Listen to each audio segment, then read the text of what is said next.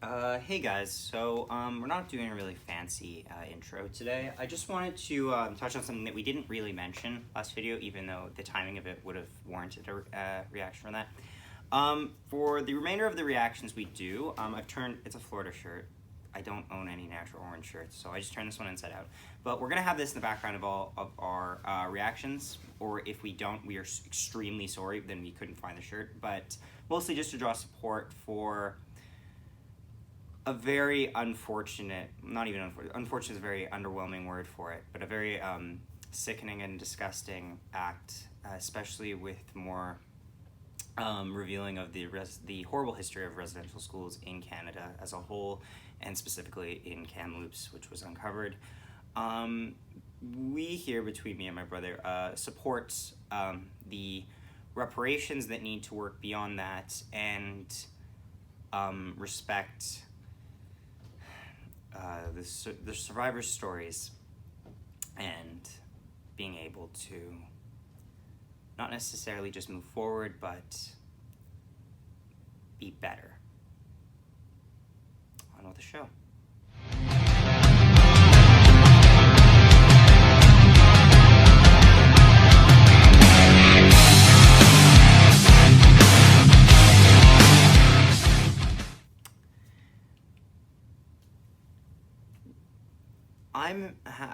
Good morning, afternoon, and evening, ladies and gentlemen.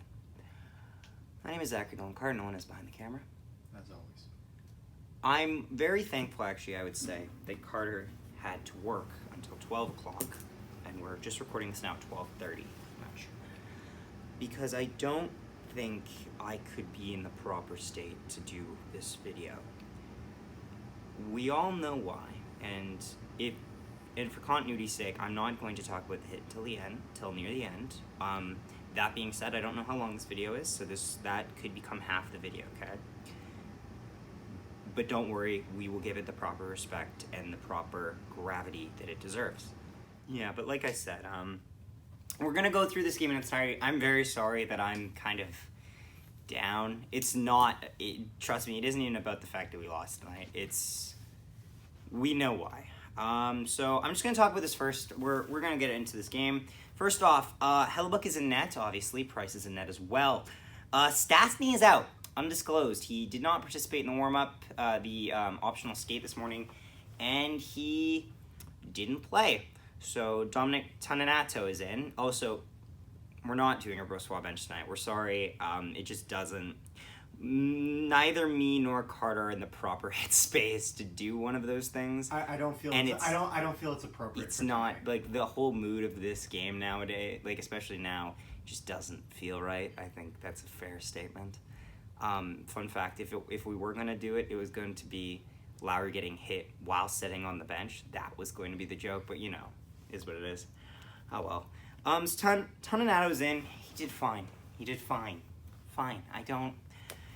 It's frustrating, this game, for multiple reasons. So let's get into it. PLD, please put shots on net. Good job getting assists tonight. Please put shots on net. And then early in the game, Kotkaniemi scores to make it 1-0. Take it. Pressure him. Keep the lanes open. Fuck! What did I say? Keep the lanes open, boys. God. Damn it. Hell of a deflection, though. Like, that was perfectly angled. It would just... I don't even know if it hits the back mesh or the top mesh, honestly. And this is the thing. It's, like, Morrissey! He comes out from behind you, and you're standing next to Hellebuyck. You need to know he's there.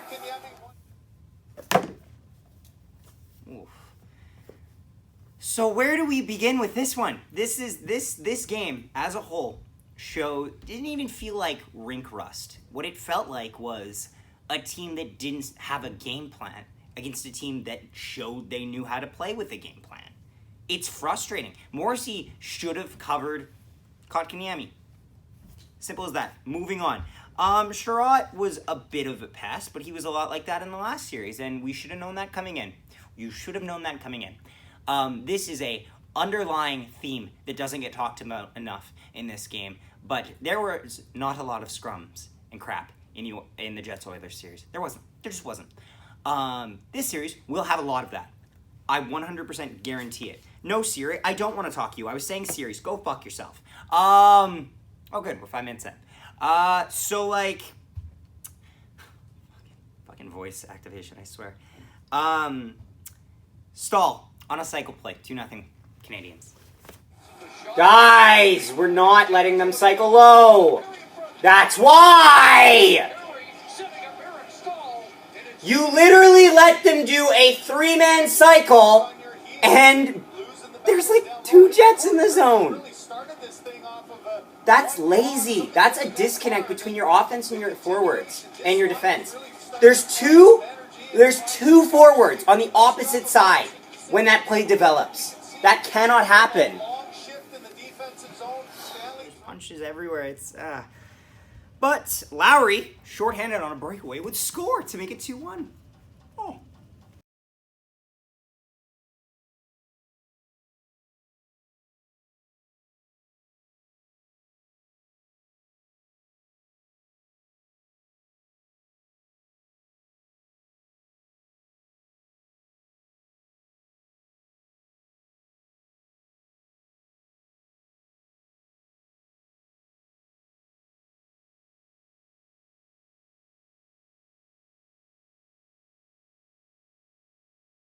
Skate! Yes! Yes! Yeah! Now we got something! Now we got something! Yes! Yes! Honestly, I'm so impressed that Lowry kept that. Lowry is not a fast motherfucker, but he's got legs for days, and he can reach, and he kept that power over them. Oh, yes. Yeah. Attaboy. Oh, wickets! Woo! A killer penalty. Then after that, yeah, just a lot of D-zone time. Kyle Connor hits the post, and then Suzuki on a 2-on-1 because Mark Scheifele wasn't covering Josh Morrissey's pinch. Great. To make it 3-1. Action here. No, because Scheifele has to cover. Scheifele has to cover. Good. Bad! Where the fuck did Scheifele go? Where the fuck did Scheifele go? That was Scheifele's cover! Morrissey literally did his part. He came up. He saw Scheifele was covering him. So, look. Like, so Scheifele just fucks off. And then Scheifele's like, oh, shit. Oh. And I'm sorry. I'm speedrunning this, guys. But then, pretty much after that, Byron on a no-goal call, because Kasperi Kotkaniemi pretty much digs his skate right into Hellebuyck's heel. Not, like, badly. Just, like, it's there. So, no goal. Reaction here. Hi! No chance. They're waving it off immediately, and Hellebuyck is looking the wrong way, and Kotkaniemi's right there. So, like, I'm very sus of this. And then we get a short 2-on-1 and off-the-post chance. So, what is what it is. So we're 3-1. Also, worth noting in intermissions, I was on Peg City Hockey Stream, also known as Jake. He's great. Also, we've got cameras working now! So go ahead and check those out, because, like, you can see me. You can see me in all my misery. We're using the website? Yeah! Yeah. So, like... Brand spanking new. So, like, yeah. I thought we started the second period for some reason on the power play, because we got a power play off that Kasperi Kotkaniemi goalie interference. I didn't know that they could call that all the time. Maybe I'm just not used to that happening here, which is ironic, because I run goal or no goal. Somehow I didn't get that. And 90% of those are goalie interference. Yes. Well, pretty much 100% of them are. I don't know why I did one on offside. You really can't tell that, but it doesn't matter. Second period now. Pro blocks a shot from Weber. Ouch. Also, DeMello got injured in the first period, and he would not return. Lower body, undisclosed. That's a problem because he's your top pairing defenseman with Morrissey. Yes, Pionk has the skill to be that, but we statistically use him on a different line, which they changed up, which is, I'm okay with it, but whatever. Like, we weren't playing well defensively. That's the main point here. Back and forth game. It was pretty gritty. Pro would come back, though, so that's good. So, just a flesh wound. And then Price would rob him. Oh, crap. Lowry gets hit by a puck on the bench. Ouch. Caulfield on a 2-on-1 stop by Hellbuck. And then they would get another 2-on-1 chance. What are you doing? And we'd break it up, so that's nice. Also, I wrote down here, interference is a myth. It is. It's not a real penalty in playoffs. Tell me I'm wrong. Interference is, you could, on every shift, look at that and say, hey, there's interference there. No. Playoff hockey. Like, every time you think you could insert a sentence with, hey, there's interference there. No, just change it with playoff hockey when you watch this game. Just for the people that are watching this game. I'm not spiteful about that. It goes both ways. It just felt like it took the Jets a while to realize that's how you do it. Which we will get to. Armia gets a breakaway chance save. Good late push in the period. 3-1 after 2. Third period. Stanley runs into Hellbuck. I had a problem with this because he fell into him. I got like Kreider vibes, so I was worried, but it's okay. Price robs KC. What else is new? The sky is blue. Morrissey learned that there's no penalties, no interference, because he totally interferes the guy, drapes himself around, and it sets up Derek goddamn fucking Forbort to snipe on Carey Price. Think of that sentence I just said. Action. Here, boy, Morrissey. Know what you can get away with. Oh, right there. Yeah! Holy shit, Derek Forbort just scored on Carey Price. What the fuck world are we living in? Holy Moses. Okay, 1-goal game, 10 minutes left. And do you think we can do it, Carter? I think so too. I think you're a little overly optimistic, but you know what? I'm gonna give you that. No, he doesn't take a penalty. And you know why? Because penalties are a fucking myth in playoff hockey. And Morrissey's finally realizing that. So good job. And just like how we always celebrate making the game 3-2, we would immediately get scored on. Morrissey on a delay of game penalty, the weirdest delay of game penalty I've ever seen, where he blocks a shot and then goes to like flick it like this. It goes behind him and out of play. That's delay of game. God damn it. And then Gallagher on a rebound save off of a Shea Weber breakaway. Reaction motherfucking here. No! What? No! No! How do you let Shea Weber get a breakaway? That is meme-worthy. I'm so confused. Okay. What the fuck happens? No. No, it just slips. Damn it.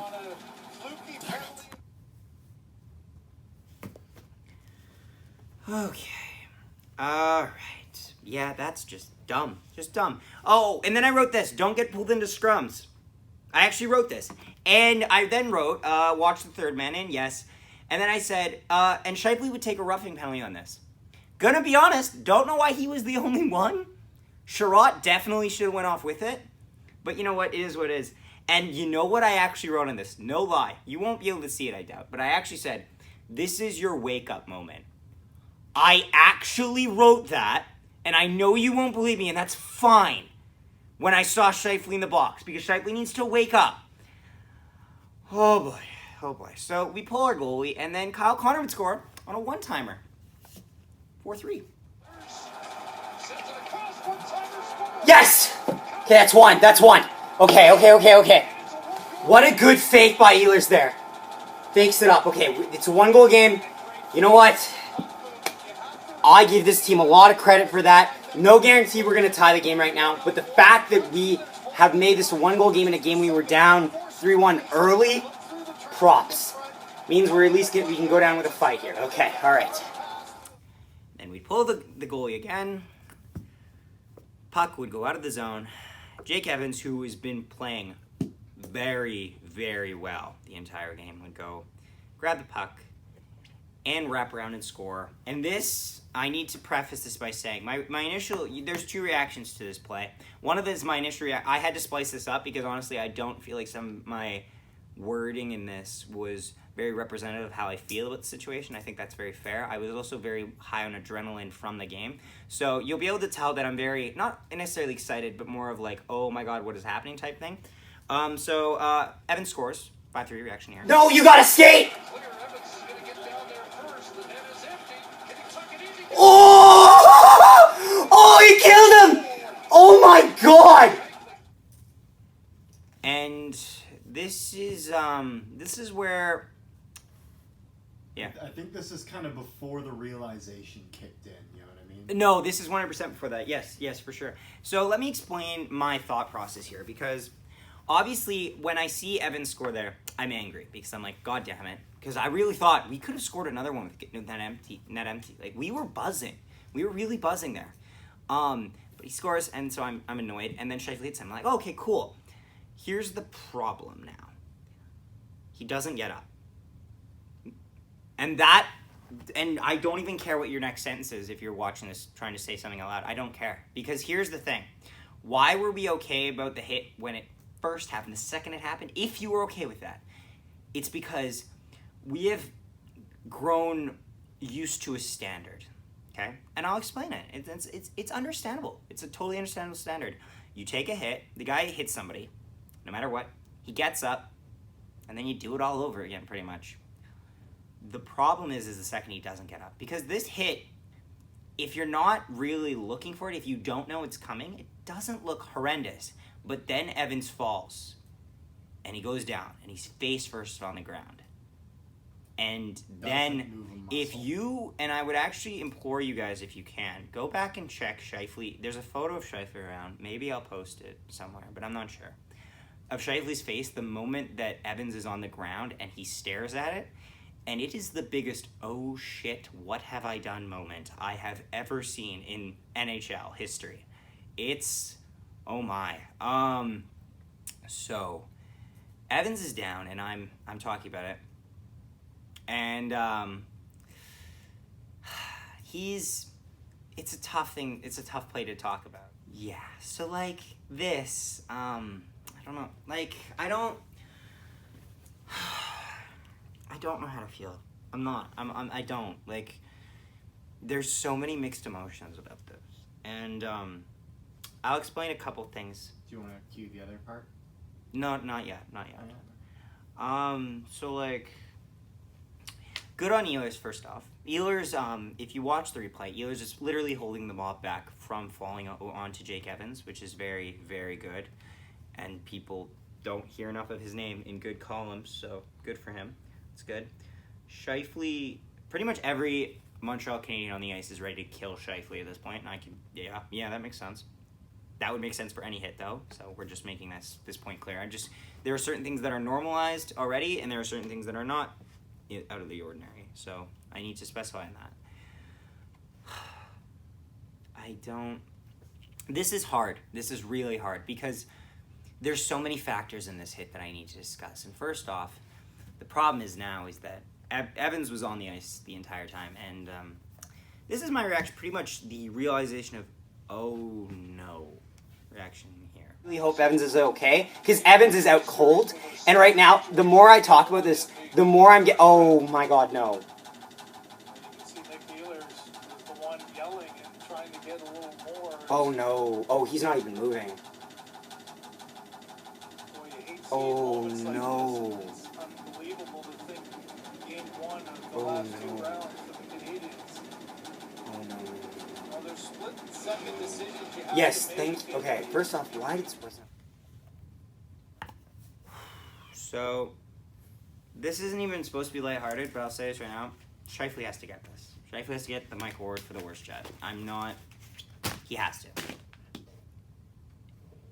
Somebody could have scored in their own net, and I'd still give it to Scheifele. It has to be him tonight. It has to. if you watched Scheifele this entire game, you paid attention to him, this was coming.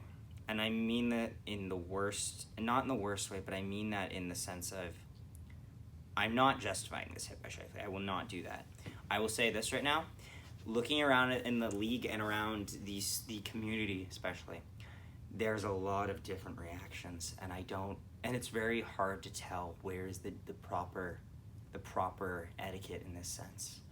I'll say this. There's a couple factors right now. Is the hit high? I don't think it is. I'll say that. He hits him here. He does not hit him in the head. That being said, his motion goes up and then down. Like, Evans takes the hit and goes up and then hit down. Does Scheifele leave his feet to hit him? No, he doesn't. And that's something that I've seen around the league where it's like, oh, he left his feet to hit him. No, he didn't. He leaves his feet after contact is already made with Evans. From the force. From the force of the hit. Yes, from the force of the hit. He leaves his feet after that. He doesn't jump up and hit him in the head. He hits him, and then the force of literally a guy running into a guy who's not moving, who's almost like parallel, like almost stopped. Up. That's okay. That's kinetic energy. Yeah. Yes. So, does Evans has his head down? Should Evans have looked up? Yes. I'm not victim blaming. I swear to God, I'm not. I'm just literally getting every factor out in the open because I don't think it's fair enough for me to give a proper assessment to this play, and this play tears my fucking heart out, as you can fucking tell. But it's not fair of me to assess it properly if I don't have all the factors out of the way. Let's make that clear. Was Scheifele playing the puck? No, he wasn't. And I don't give a fuck what you have to say about that argument. It's wrong. And I'll explain why. Evans does a wraparound, and I don't even give a shit. I give less of a shit about the timing of it. It's a half a second after. But riddle me this, motherfuckers. Where's Scheifele's stick when he's going after Evans? Is it towards where the puck is going? Methinks not. He is going to hit him. He's not going to stick check him.